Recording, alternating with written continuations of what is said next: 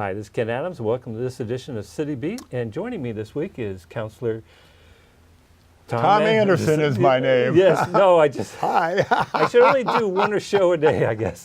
But anyway, we're going to talk about standing up to hatred. And you did a portion of that after Chancellorsville, Virginia came into the headlines. And you did this immediately, which I was very glad to see. Well, first of all, I have to say it has been a long day for you because you said Chancellorsville as opposed to Charlottesville. But it is kind of appropriate because Chancellorsville was an important battle in the American Civil War. Yeah. And actually I went there once when I was living back east, so that's what sticks in my mind. Well, I tell you, for someone who is very much of a pacifist and someone who was a conscientious objector in Vietnam, I am a massive student of the American Civil War, so I caught Chancellorsville right away. But back to Charlottesville. I cannot say that I'm the one who started this, but after the atrocities in Charlottesville last weekend on Friday night and Saturday, and after the atrocity of a different kind when our president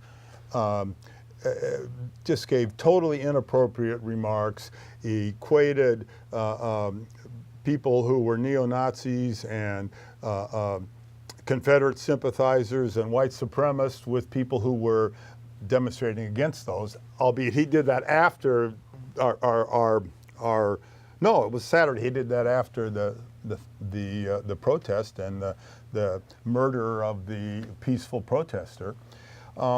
Some people on Facebook, and the one who was doing most of it was a guy named Michael Slater, who was very, in fact, active in community affairs. He posted, let's do a rally in support of people in the people in Charlottesville and against hate and against bigotry of all kinds. And it was really the social media in action. And it was determined that it would be held at the corner of Commercial and the two bridges, Marion Street Center Bridge, kind of right there by Rite Aid. And so there are four major. There's four major corners on each side, on north and south on Commercial. And no one had any idea how many would be there, Ken, but it was circulated, and I said I have to go. I felt like I needed to go both as an individual standing up against this, but I also thought that it was important for me as a city councilor and a leader to some sort of the city, for me to be there and speak out against this. And so I went there, and I felt like I needed a sign before I went there. And so I thought, what is the real problem here? And this is not the underlying core problem, but the current problem in our nation is this is happening from the top. Racism, anti-Semitism, homophobia, transgenderphobia, anti-Semitism, all this stuff, which has always been present in American society, but it's been muted because our leaders, no matter what their political stripe or persuasion, have taken a strong stance against it, as they should. But our current leader has done just the opposite, and by his actions and statements has encouraged this kind of behavior, which is, it's a deplorable thing. So I thought I need a sign. And so what should my sign say? What should your sign say? Well, I tell you, I just happened to brought it here, yes. And I have to say, it's my problem with the spacing. I did it very quickly, but it says, it starts at the top. No trickle-down racism. And I brought that sign along, and other people had signs too.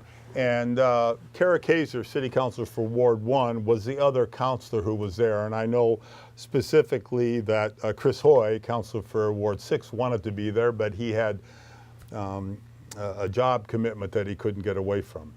And there were, it's hard to say, I would say at least 200 and maybe as many as 300 or more people there, because each one of the corners, some of them had 50, 60 people, excuse me, and some have had 20. But all 8 corners were full of people.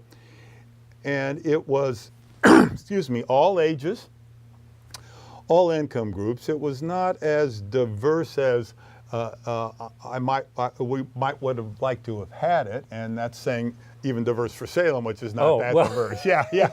But we stood on each one of the corners and waved our signs and chanted things, and I would say of the people who responded, oh, I don't know, 95% or more were honks or peace signs or power fist or waves, and there were some people who gave us another signal with their hands, but mostly it was all in favor of it. And you put this, well, Michael Slater put this together pretty quickly. This was, what, 24 hours? Yeah, it happened Saturday afternoon and into the night, and the demonstration and the rally was Sunday. And so I was quite proud of Salem, and I was quite proud of the people who were there and stood up against this, because it's clear that on this and many other issues, we're not going to have the people at the top of our government, our elected officials, standing up for it. By that I mean the national officials, from the president and the leaders of Congress, the Republican leaders of Congress. And so it's got to be done at the local level. And now, some people might think that, okay, this is a problem with the Old South, but I don't think that's true. No. I think this is something that goes on everywhere. Yep. And it was kind of interesting, too, because one of Vice TV did a short, like, little documentary. Yeah. It turned out the guy was from New Hampshire. Yeah. And there was another case of somebody from upstate New York. Yes. And so it's not just the South having this problem. No, I agree. It's persuasive, and it's here in Oregon, too. Let's talk about the South for a little bit, then we can talk about Oregon. What people all are using the model as the South all across the country, and the actual history of the statutes, and now I'm talking as a student of the Civil War, you know, the whole history of the statutes and the understanding that the vast majority of this country has today about the Civil War is totally wrong. And it's because of the myth of the lost cause and the myth that the Southerners were fighting for their beliefs in noble cause, when in actuality the fight was over slavery. And it didn't stop at the Civil War. It continued with Jim Crow laws. It continues today with the voting registration and voting suppression things that the current administration and states all over are doing. And in fact, the statutes that were were part of the big complaint. These weren't statues that were erected for heritage and history after the Civil War in the 1860s, 1870s. They were erected maybe from 1890, but most of them in the 1900s, 1920s, 1930, and they were erected and put up there by the courthouse, by the public square, to indicate to the African American citizens of that state that the whites were still in power and we can still do this. It wasn't a heritage thing, it was a power thing. Well, that's, you know, having lived in the South periodically, yeah. I can attest to that. So then, go ahead. But I mean, one of the things that I guess is really upsetting to me is when people come out armed. Oh, God, yes. And I mean, I've seen this here at the Oregon Capitol, where people come with automatic weapons or, you know, long guns and like that. And I mean, to me, I interpret that as you're trying to intimidate people. Yes, I do too. And I just find that not acceptable. And not only do we both interpret it the same way, that's how the people who are carrying the arms, that's the real message they want to send.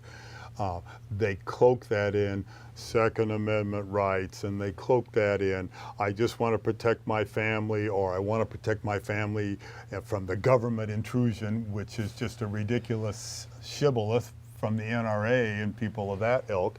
It's really, I want to show you that I am the powerful person here. And that's bad.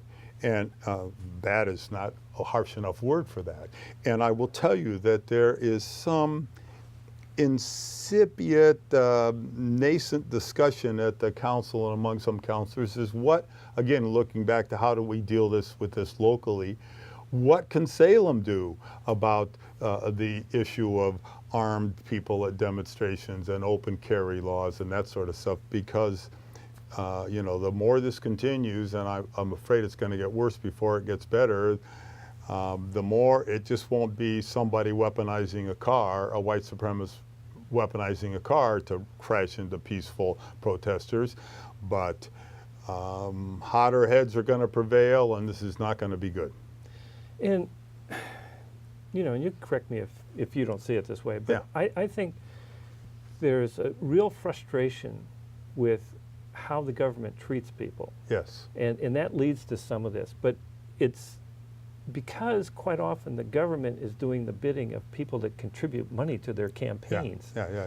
And so, to me, you have to kind of get rid of that if you ever hope to get true democracy. Yeah.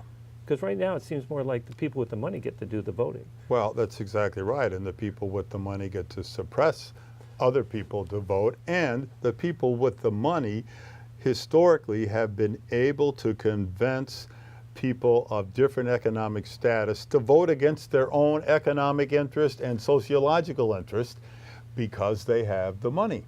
The other thing that I see that is really currently prevalent in the current administration and then has filtered down or trickled down to local things is the idea of pitting one group against the other.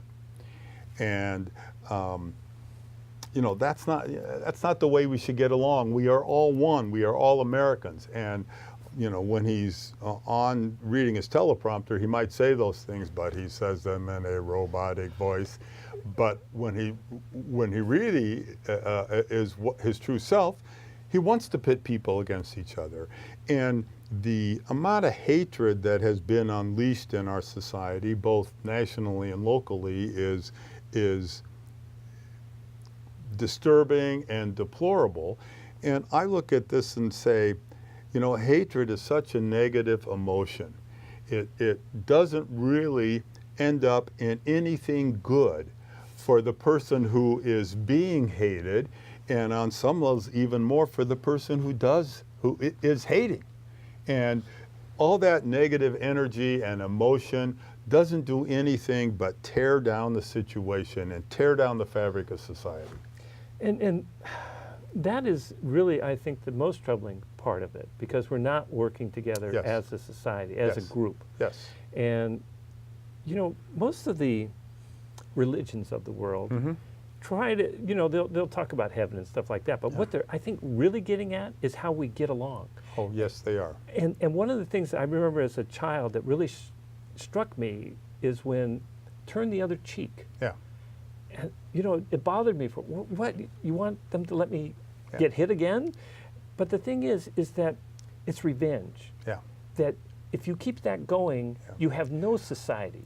Well, I hate to keep coming back to the examples of our dear leader, but he was asked, he doesn't know anything about the Bible. He doesn't know anything about religion, but he was asked, what is his favorite Bible verse? And here's what he said, an eye for an eye. That's his favorite. Yes. And I have to tell you, Ken, I am the son of a progressive Presbyterian minister who was involved in racial, economic, social justice issues his entire life, both personally and professionally. And what you're saying tracks with what he said, and that's true of all of the world's great religion, including Islam. Is the focus is how do you relate to people, how do you treat people, how do you bring people together and keep them together, as opposed to how do you get revenge, how do you do an eye for an eye, how do you tear down the fabric of society. You know, and there's one good example and one bad example here in Salem, and I'll give the bad example, which I guess ended up good. There is a white hate, neo-Nazi, white supremacist group called Proud Boys. And it's a national group, and they're violently oriented, and they would be the kind of people who might be carrying guns, open carry to a rally.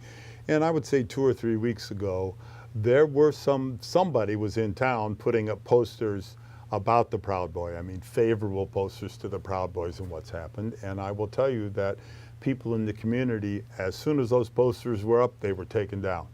And it was a way for Salem to show these people that we're not interested in what they have to say and the vitriol they have to spew about our society.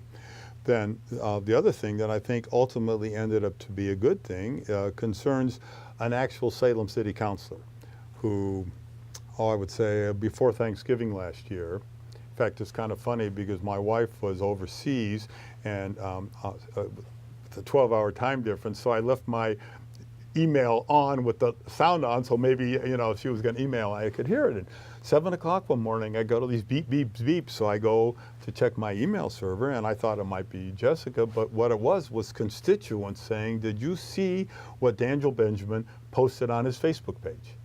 So I went there right away, and it was repost of, you know, stomach churning, vile, deplorable not tweets, I don't know what you call a Facebook post. Yeah. And including one showing Black Lives protesters being run over in the street. I mean, literally run over at several different occasions. And it was basically a favorable thing. You're in the street, you're going to get run over. There were anti-Semitic posts. There were homophobic posts.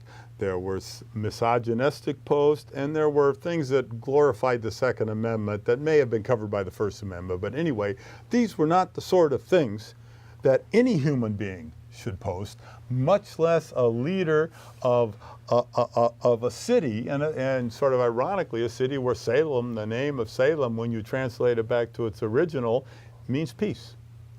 So within a half an hour of my seeing those things, I filed a motion with the city council to look at these Facebook posts and, if appropriate, to censure, and if censure was appropriate, to ask for the resignation.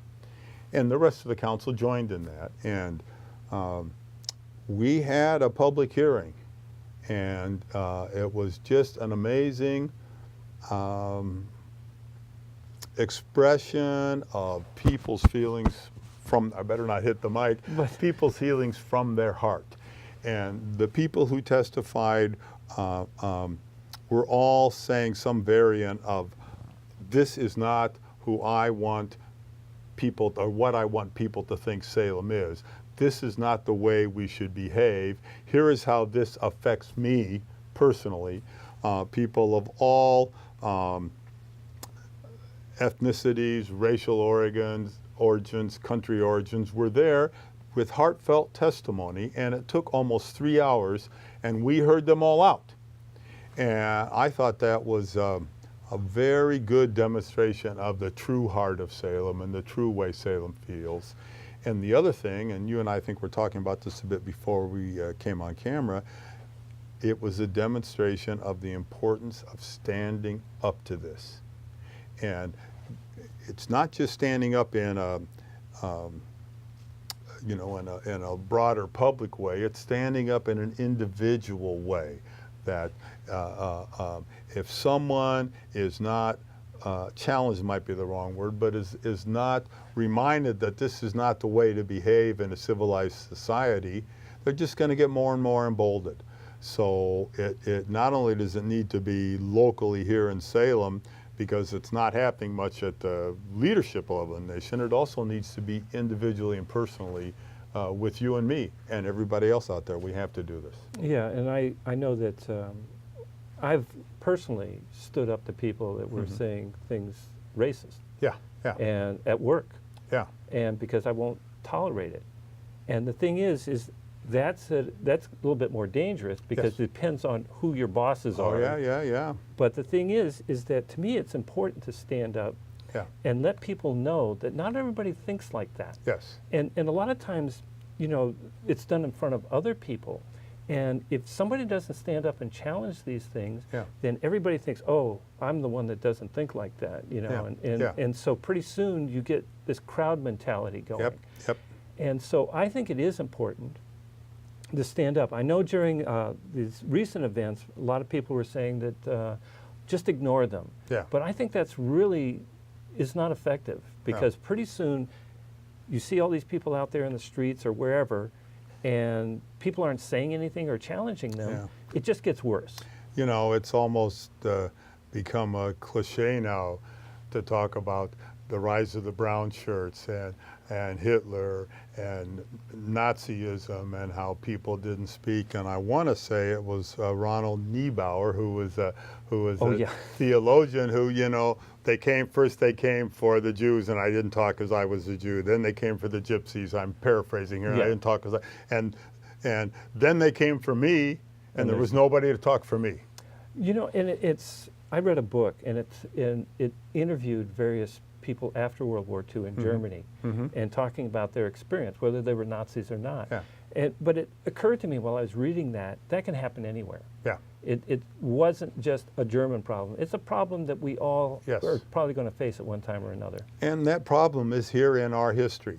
And for the most part, you know, it's been tamped down because of the leadership at the local and the state and the national level. And we still have that leadership at the local and the state level. But, you know, you look at Oregon, I mean, until, I don't know, I want to say maybe the 50s, there were what were called sundown laws, which says that an African-American person could not be in a town in Oregon after sundown. In the 1920s, in Southern Oregon for sure, and I think a time or two in Portland, the KKK were marching in the streets. I mean, Oregon has not had a stellar history with respect to race relations, not only with African Americans, but also Hispanics and Latinos. And Chinese. And, oh God, Chinese, yeah. Here in Salem. Yeah, They were yeah. driven out, basically. Yeah. So, you know, this is an ugly side of society, and it's an ugly side of you know, people's character that must be confronted. You know, I was talking to my wife about this today. We went up to Portland to see our grandchildren and do some other errands. And, you know, this again is a cliche, but as we were discussing this coming back, she was saying, you know, no one is born bigoted. No child is born with prejudices. No child is born hating someone who doesn't look like them or act like them or worship like them or belong to the same political party. That is a behavior that is learned. And it's learned not only in the home, but it's learned in society. And, you know, each one of us needs to look at both our personal behavior and actions and how that is affecting the people around us, sort of like you were saying, you know, nobody stands up to somebody who says something, but we also have to look at the larger society. And that is something that I think a lot of us thought we were progressing, maybe slowly, but we thought we were progressing, but now it seems like it's worse than ever. Yes, I agree. It's paradoxically, it's worse than ever because it should be better than ever. Yes. You know, we should have the arc of moral justice, you know, moving in an upward arc, but maybe it is an arc and it's going a little bit down, and the only way we're going to stop that is for individuals and institutions to stand up to it.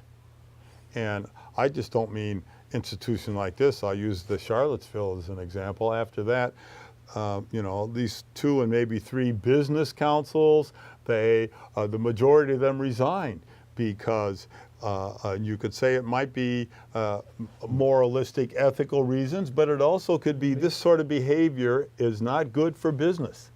Well, it creates chaos. Oh, yes. And business doesn't like chaos, frankly. They want certainty and predictability. And the Arts Council also quit in mass. And so, you know, there's a lot of people that are kind of standing up and not putting up with this kind of behavior, people that, you know, are Republicans or conservatives. Well, you know, this isn't a matter of political affiliation. It's a matter of right or wrong. What is right and what is wrong. And, you know, for the life of me, I can't understand why somebody in this day and age is attracted to Nazism. Yeah. I mean, to me, it's just like, didn't we learn anything? Well, you know, we talked about nobody being born with hate and bigotry. I think another way that I analyze it, and again, my wife has helped me with this, is that it's fear. A lot of that stuff is fear-driven. It's fear of the other. It's fear of the unknown. It's fear that you have to protect, what is yours from something else. And the fear is what causes, in many cases, the hatred and the lashing out. It's projection, which I think is something we're familiar with on the national level right now. I agree, it's hard to understand, but I think a lot of this is fear-driven, and I think it's especially true with some of the white nationalists. It's driven by fear that I'm not going to be in charge, and I should be in charge, at least in their viewpoint, they should be in charge. Well, yeah, and you were talking earlier about suppressing voter turnout, through registration and things like that. And it's not facing up to the fact that we are going to be a white minority in the near future if we haven't already passed that point. And the thing is that I think America is a great thing because it blends, should blend all these things and gather strength from these different immigrant groups and like that. And to me, when you deny that and think that you have all the answers, you're missing a whole lot of potential. Well, and this is a thought that just came to me, and I'm sure it's not an original thought, but we were talking a little bit about projection, and I think this is a fear. The fear is, I used to be the white majority, and look how I and others treated the minorities on our society. And the fear is, well, what if they become the majority? That's how they're going to treat me. And that's, that's their fear, that because I was cruel to people who didn't look like me, when they're in power, they're going to do the same thing. And that's a totally false equation, but I think that might be another piece of the fear that drives people. Yeah, and then I'll get back to religion, saying that, you should treat others like you'd want to be treated yourself. And so maybe they should have been doing that all along. Yes, they should have. Well, listen, as we said, all the world's great religions, when you boil them all down, that's what they talk about. That's what they talk about. And I think that's something that quite often I see when people, supposedly Christians, and you alluded to this, they'll quote the Old Testament. And not the New Testament. And not 2 Corinthians like our president read. That's exactly right. And there's some, I'm paraphrasing again here, but there's some phrase that even the devil can quote scripture for he can quote it real good. Yeah. So people should stand up on an individual basis and encourage the institutions to stand up to these things. That's right. And I and other city councilors are doing everything we can to encourage this institution, that is the Salem City Council, which, people in Salem have control of that institution, and we need to continue doing what we're doing. I would say another thing was the passing the resolution of Salem as an inclusive city, and we don't have enough time to talk about that now, but the whole council said we are not going to assist in bigotry and hatred and actions against any part of our community. Well, Tom, I want to thank you for coming in this week. I'm happy to do it, Ken. And join us next time here on City Beat.